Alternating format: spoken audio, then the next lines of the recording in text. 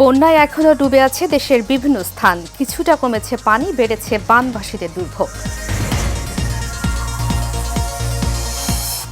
তৃতীয় দিনে গড়ালো বিশ্ববিদ্যালয়ের শিক্ষক কর্মকর্তা কর্মচারীদের কর্মবিরতি। কাল আন্দোলনরতদের সাথে বৈঠকে বসবেন ওবায়দুল কাদের। এবং সাজা কখনো স্থগিত হয় না, ডক্টর ইউনূসের বিরুদ্ধে শ্রম আইন লঙ্ঘনের মামলায় হাইকোর্টের পর্যবেক্ষণ।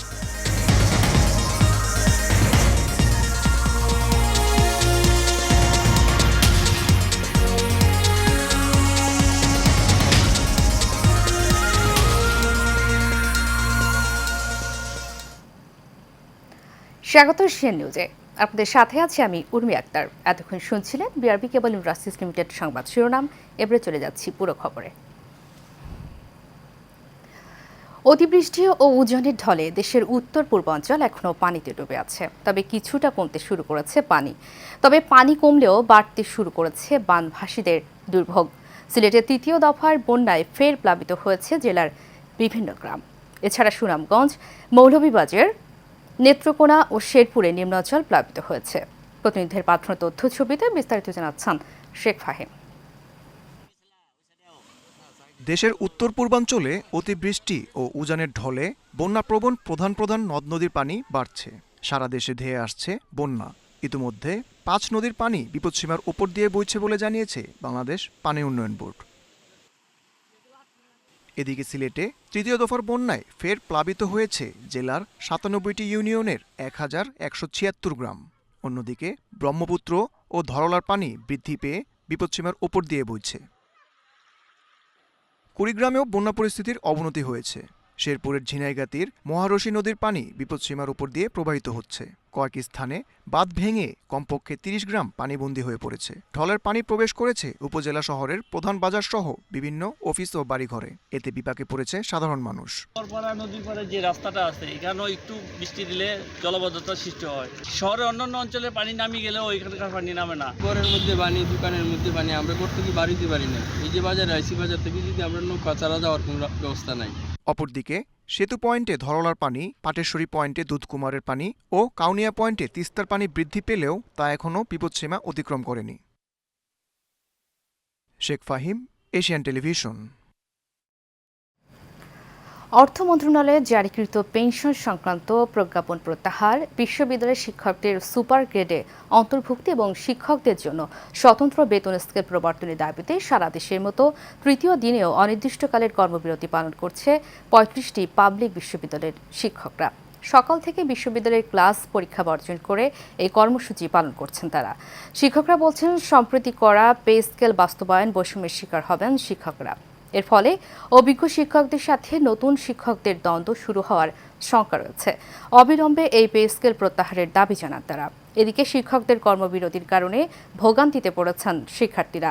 অনেকে প্রয়োজনীয় কাগজপত্র জমা দিতে এসে ঘুরে যাচ্ছেন প্রশাসনিক ভবন থেকে। শিক্ষার্থীরা বলছেন, এভাবে কর্মবিরতি চলতে থাকলে ক্লাস পরীক্ষা বন্ধ থাকার ফলে সেশন জটে পড়ার আশঙ্কা তাদের।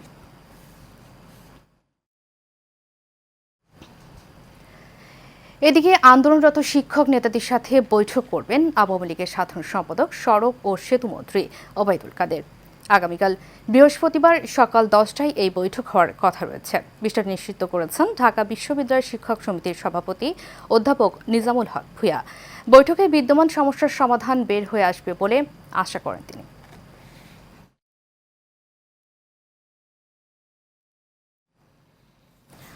দর্শক, বিশ্ববিদ্যালয়ের শিক্ষকদের আন্দোলনের আরও খবর জানাতে রংপুরের বেগম রোকেয়া বিশ্ববিদ্যালয় থেকে আমাদের সাথে যোগ দিচ্ছেন সহকর্মী বাদশা ওসমানী। জি বাদশা, আমাকে শুনতে পাচ্ছেন?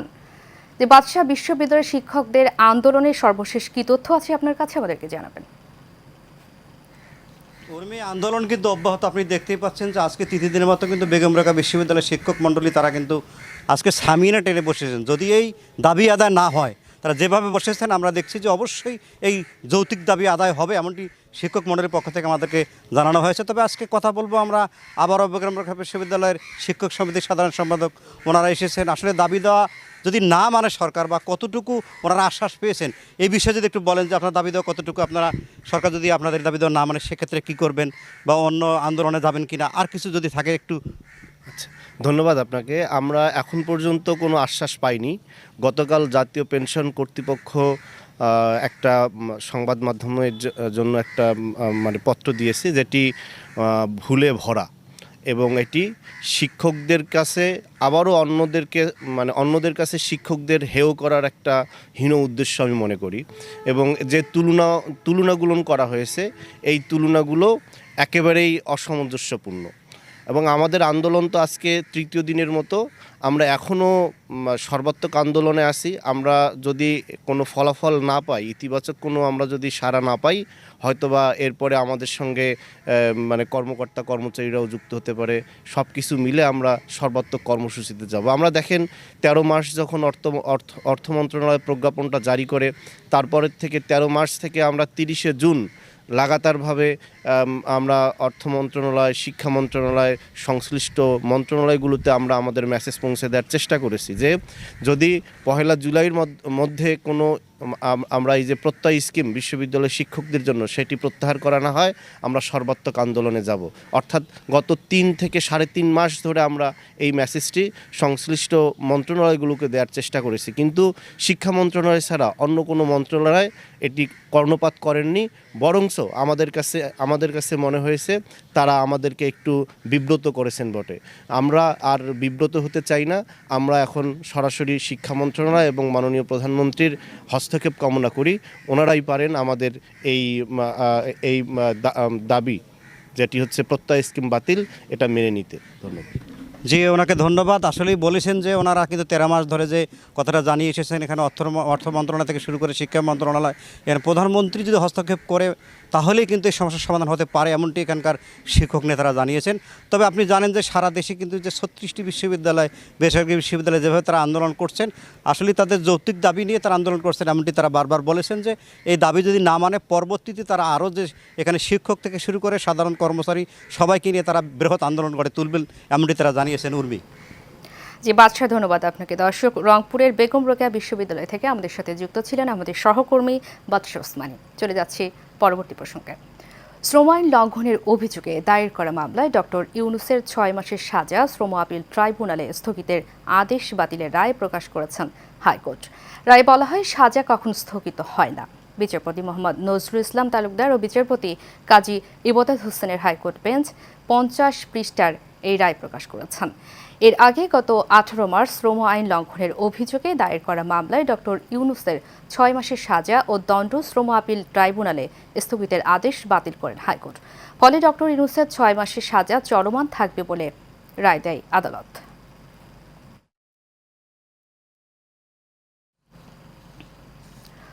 হযরত শাহজালাল আন্তর্জাতিক বিমানবন্দর থেকে 38টি স্বর্ণের বার জব্দ করেছে কাস্টমস গোয়েন্দা ও তদন্ত অধিদপ্তর। ভোর 5:30টার দিকে মাস্কাট থেকে আসা একটি ফ্লাইট থেকে স্বর্ণগুলো জব্দ করা হয়। বিমানবন্দরের কাস্টমস গোয়েন্দা ও তদন্ত সার্কেলের পরিচালক প্রদীপ কুমার সরকার বিষয়টি নিশ্চিত করেছেন। কাস্টমসের এই কর্মকর্তা জানান, চোরাচালানের গোপন সংবাদের ভিত্তিতে বুধবার ভোরে শাহজালাল আন্তর্জাতিক বিমানবন্দরে বিভিন্ন গুরুত্বপূর্ণ স্থানে কাস্টমসের সদস্যরা সতর্ক অবস্থান নেন। পরে মাস্কাট থেকে আসা সালাম ইয়ার্ডের একটি ফ্লাইটে তল্লাশি করা হয়। এ সময় বিমানের একটি সিটের উপরে থাকা লাগেজ রাখার কেবিনে কালো স্কচ টেপ মোড়ানো 2টি ভারী বস্তু পরিত্যক্ত অবস্থায় পাওয়া যায়।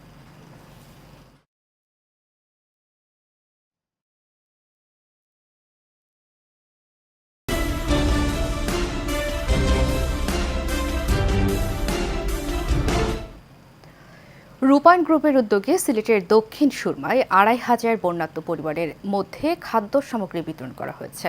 রূপায়ণ ওয়েলফেয়ার ট্রাস্টের মাধ্যমে দুর্গত এলাকায় মানুষের দুর্ভোগ লাঘবে এই উদ্যোগ নেওয়া হয়েছে এবং তা চলমান থাকবে বলে জানিয়েছেন সংশ্লিষ্টরা। বুলবুল সেলিমের তথ্যছবিতে আরও জানাচ্ছেন রাশেদ আকন। কদিন আগের বন্যার ক্ষত এখনও শুকায়নি। এরই মধ্যে আবারও বন্যার শঙ্কায় সিলেট। আবারও বাড়ছে নদ নদীর পানি, এরই মধ্যে প্লাবিত হয়েছে নিম্নাঞ্চল। দুর্গত এলাকায় খেয়ে না খেয়ে দিন পার করছেন অসহায় মানুষগুলো। তাদের কথা চিন্তা করে দেশের স্বনামধন্য ব্যবসায়িক গ্রুপ রূপায়ণ গ্রুপ ত্রাণ সামগ্রী নিয়ে পৌঁছে যায় সিলেটে। রূপায়ণ ওয়েলফেয়ার ট্রাস্টের মাধ্যমে খাদ্য সামগ্রী বিতরণ করা হয় দুর্গত এলাকার 2500 পরিবারের মাঝে। অসহায় মানুষের দুর্ভোগ লাঘবে এই উদ্যোগ নেওয়া হয়েছে বলে জানান সংশ্লিষ্টরা। এই আয়োজনটা আমাদের সব সময় ছিল, অব্যাহত থাকবে এটা। আর এখানে যারা এসছেন আমাদেরকে আমরা এই দেওয়াটা একদম শেষ না হওয়া পর্যন্ত অব্যাহত থাকবে। এবং অন্যান্য যে সমস্ত জায়গার মধ্যে খুব মেসিভ বন্যা হয়েছে সিটি কর্পোরেশনের ভিতরে, সেখানে আমরা এই সাহায্যটা পাঠানোর ব্যবস্থা করব ইনশাআল্লাহ। এ সময় উপস্থিত ছিলেন রূপায়ণ গ্রুপের deputy manager Amjad Hossain, project manager Enamul Haque সহ অনেকে। Rashed Akon, Asian television. মেহেরপুরে সড়ক দুর্ঘটনায় ওহিদুল ইসলাম নামের এক কলেজের প্রভাষকের মৃত্যু হয়েছে। মঙ্গলবার রাত ৯টার দিকে মেহেরপুর শহরের TNT সড়কে এই দুর্ঘটনা ঘটে। নিহত ওহিদুল ইসলাম মেহেরপুর পৌর এলাকার ঈদগাহ পাড়ার মৃত জহুর আলীর ছেলে ও মুজিবনগর সরকারি ডিগ্রি কলেজের রসায়ন বিভাগের প্রভাষক। মেহেরপুর সদর থানার ভারপ্রাপ্ত কর্মকর্তা শেখ কনি মিয়া জানান, রাস্তা পার হওয়ার সময় এই সড়ক দুর্ঘটনা ঘটে। পথচারীর উদ্ধার করে তাকে মেহেরপুর জেনারেল হাসপাতালে নিয়ে গেলে চিকিৎসাধীন অবস্থায় তার মৃত্যু হয়।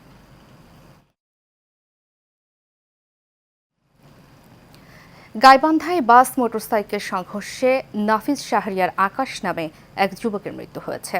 এ ঘটনায় আহত হয়েছেন অন্তত ২০ জন। মঙ্গলবার রাত 10:30টার দিকে সদর উপজেলার গাইবান্ধা পলাশবাড়ি আঞ্চলিক সড়কের হেলিপ্যাড সংলগ্ন এলাকায় এই দুর্ঘটনা ঘটে। নিহত আকাশ গাইবান্ধা শহরের ব্রিজ রোড কালীবাড়ি এলাকার শামসুল হকের ছেলে। স্থানীয়রা জানান, সুন্দরগঞ্জ থেকে ছেড়ে আসা একটি বাস গাইবান্ধা পলাশবাড়ি আঞ্চলিক সড়কের হেলিপ্যাড সংলগ্ন এলাকায় আসলে বিপরীত দিক থেকে আসা একটি মোটরসাইকেলের সাথে মুখোমুখি সংঘর্ষ হয়। এতে বাসটি নিয়ন্ত্রণ হারিয়ে রাস্তার পাশে উল্টে যায়। এই ঘটনায় নাফিজ শাহরিয়ার আকাশ নামে এক মোটরসাইকেল আরোহীর মৃত্যু হয়।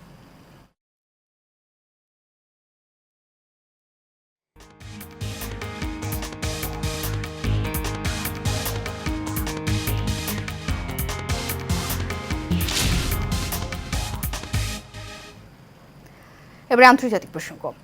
ভারতের উত্তর প্রদেশের হাতুরসে হিন্দুদের সৎসঙ্গ অনুষ্ঠানে পদদলিত হয়ে মৃতের সংখ্যা বেড়ে ১২০ জনে পৌঁছেছে। হাতুরসে হিন্দু ধর্মের সৎসঙ্গ অনুষ্ঠান শেষ হতেই হুড়োহুড়ি শুরু হয়। আর তখনই ঘটে এমন ঘটনা। কিছু বুঝে ওঠার আগেই ভিড়ের চাপে প্রাণ হারান অসংখ্য মানুষ। এছাড়া আহত হয়েছেন আরও অনেকে। মৃতের সংখ্যা আরও বাড়তে পারে বলে শঙ্কা করা হচ্ছে। এই ঘটনায় শোক প্রকাশ করেছেন দেশটির রাষ্ট্রপতি দ্রৌপদী মুর্মু, প্রধানমন্ত্রী নরেন্দ্র মোদী, বিরোধী দলীয় নেতা রাহুল গান্ধী, উত্তর প্রদেশের মুখ্যমন্ত্রী যোগী আদিত্যনাথ।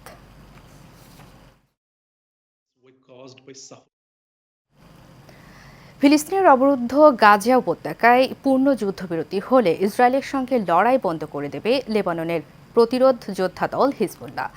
গতকাল ইরানপন্থী এই গোষ্ঠীটির উপপ্রধান শেখ নায়েম কাশেম এই ঘোষণা দেন। লেবাননের রাজধানী বৈরুতের দক্ষিণ শহরতলিতে হিজবুল্লাহর রাজনৈতিক কার্যালয়ে মার্কিন বার্তা সংস্থা অ্যাসোসিয়েটেড প্রেসকে সাক্ষাৎকার দেন শেখ নায়েম কাশেম। সাক্ষাৎকারে তিনি বলেন, যদি গাজায় যুদ্ধবিরতি হয় তাহলে কোনো আলোচনা ছাড়াই হিজবুল্লাহ যুদ্ধ বন্ধ করে দেবে। তিনি আরও বলেন, ইসরায়েল হামাস যুদ্ধে হিজবুল্লাহর অংশগ্রহণ মিত্র হামাসের জন্য একটি সমর্থন ফ্রন্ট হিসেবে। গত অক্টোবর থেকে গাজা উপত্যকায় ইসরায়েলি হামলায় ৩৭,০০০-এর বেশি ফিলিস্তিনি নিহত হয়েছেন।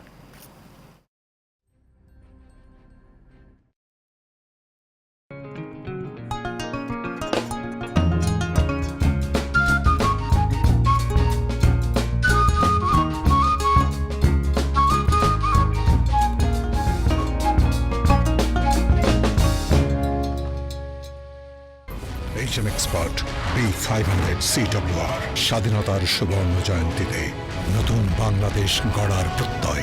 HM Steel B500 CWR।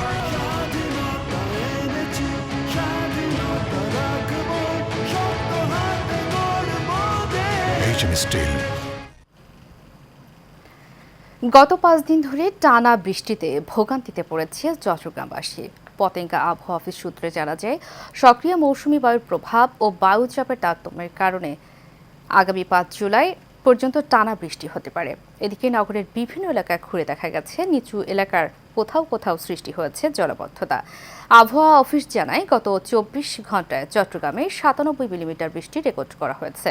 এ বিষয়ে পতেঙ্গা আবহাওয়া অফিসের সহকারী আবহাওয়াবিদ আলী আকবর খান বলেন, চট্টগ্রামের অধিকাংশ জায়গায় অস্থায়ীভাবে দমকা হাওয়া সহ হালকা থেকে মাঝারি ধরনের বৃষ্টি বা বজ্র সহ বৃষ্টি হতে পারে। সেই সঙ্গে কোথাও কোথাও মাঝারি ধরনের ভারী থেকে অতি ভারী বর্ষণ হতে পারে। শেষ করব এশিয়া নিউজ। তার আগে বিআরবি কেবল ইন্ডাস্ট্রিজ লিমিটেড সংবাদ শিরোনামগুলো জানাবো আরও একবার।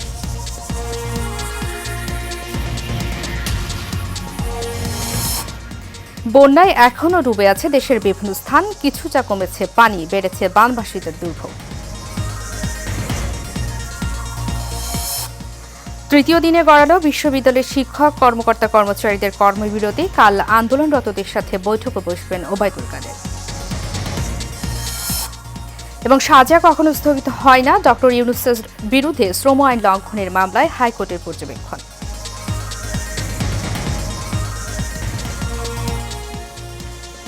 এশিয়া নিউজে পর্যন্তই। পরবর্তী সংবাদ দেখার আমন্ত্রণ জানিয়ে শেষ করছি। ধন্যবাদ সবাইকে এত সময় সাথে থাকার জন্য।